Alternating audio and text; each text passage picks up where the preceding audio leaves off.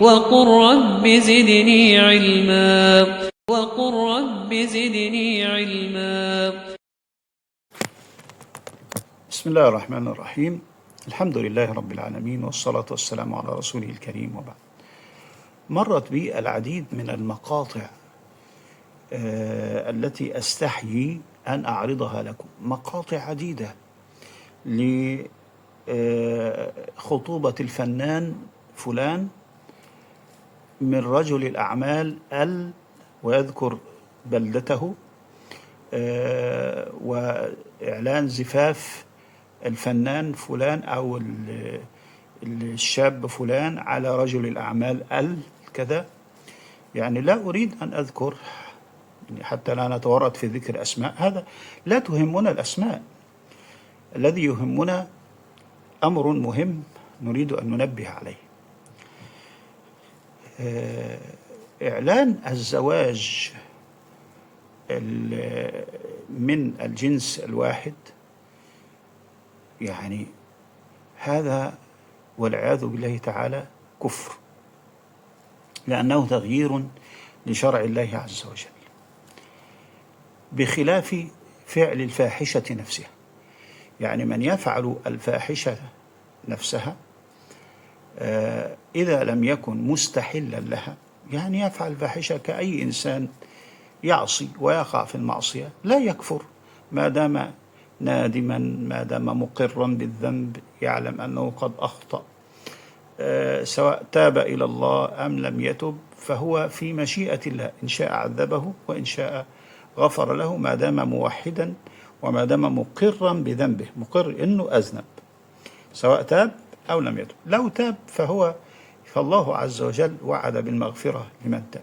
إذا لم يتب وهو موحد ومقر بالذنب غير يعني مستحل له، فهو في مشيئة الله، إن شاء عذبه إن شاء غفر له، لكن لا يكفر ولا يخلد في النار. لكن الذي يأتي ويستحل هو بهذا يستحل المعصية. علماء أهل السنة متفقون على أن من استحل معصية معروفة مشهورة في الدين، يعني لا يعذر جاهلها، معلومة من الدين بالضرورة، فإنه يكفر.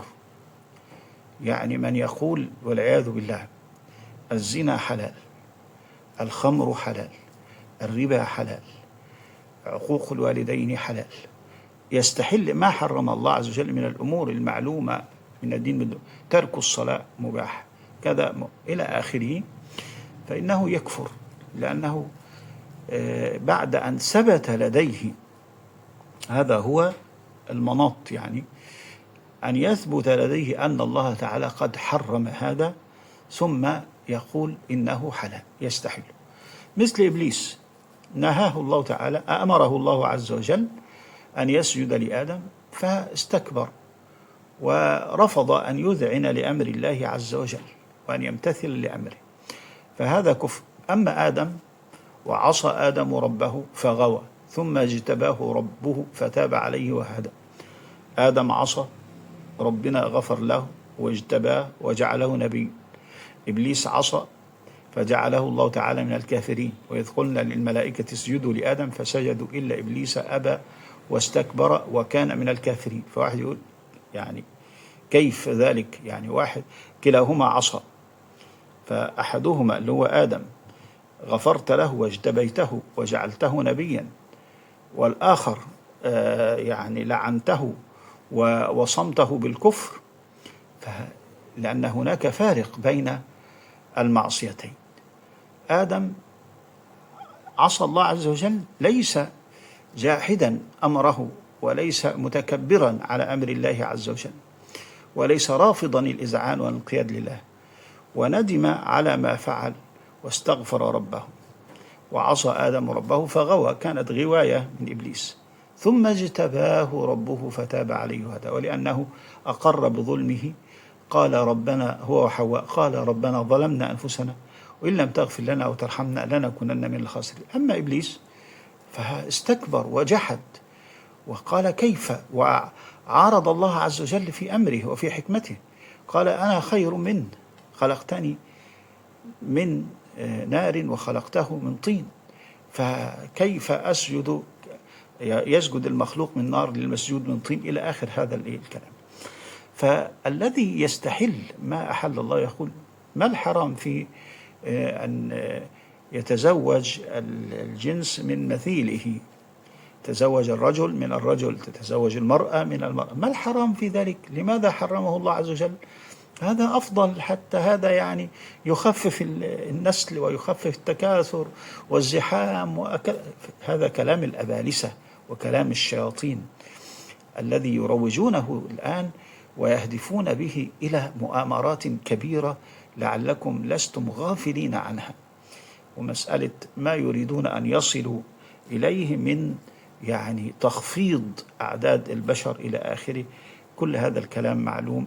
ومسألة المليار الذهبي هذا الكلام كله يعني الناس يعني تكلموا فيه كثيرا، وهو ليس بخرافات ولا تكهنات، هذه أشياء يعمل لها الآن وتنفذ وتصمم الأمور لأجل تنفيذها.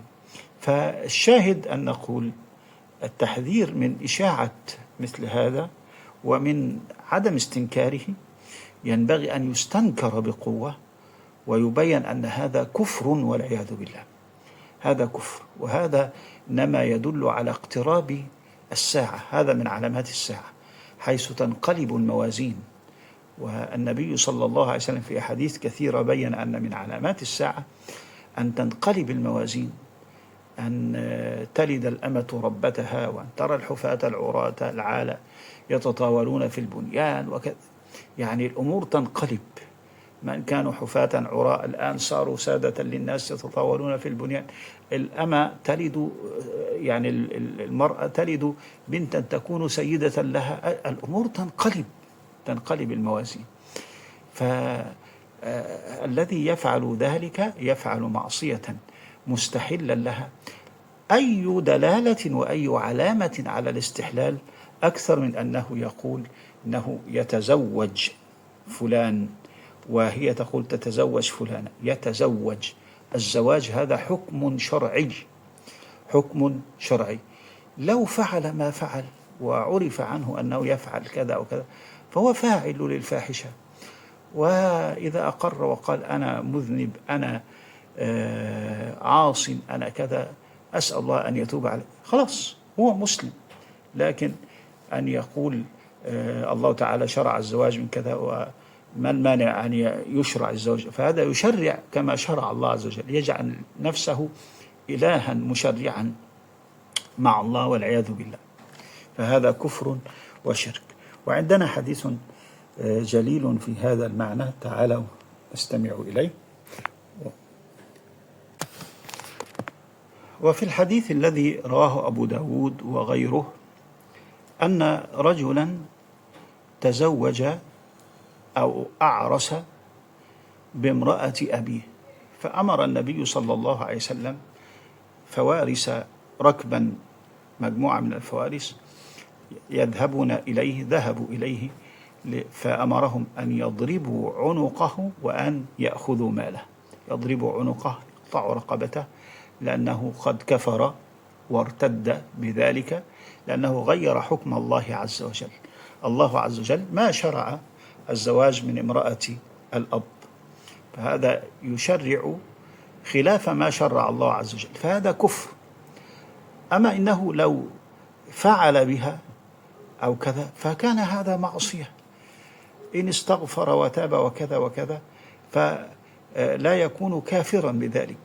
أما إنه يتزوج ويعلن أنه تزوجها فهذا تغيير لشرع الله تعالى، وهذا كفر. طبعا لو نكح امرأة أبيه أو فعل بها وهو محصن وهي محصنة كذلك يرجمان حتى الموت، حتى لو لم يقول إنه تزوج، لو فعل بها وعرف ذلك وكان يعني الفعل تام فإنه يرجم حتى الموت إذا كان محصنا، ويجلد 100 جلدة، يجلد 100 جلدة إذا لم يكن محصنا، يعني إذا لم يكن متزوجا، ولكن لا يكون كافرا. ويكون الحد كفارة لذنبه.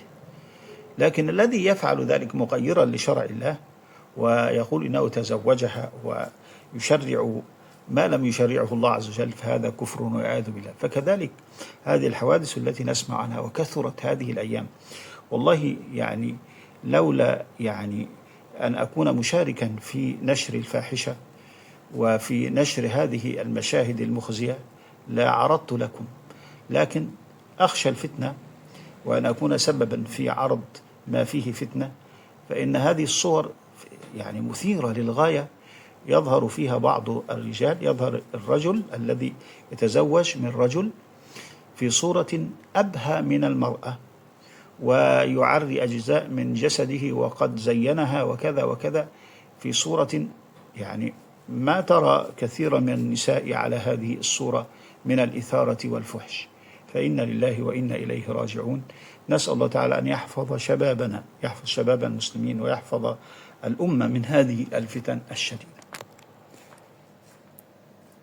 وقل رب زدني علما. وقل رب زدني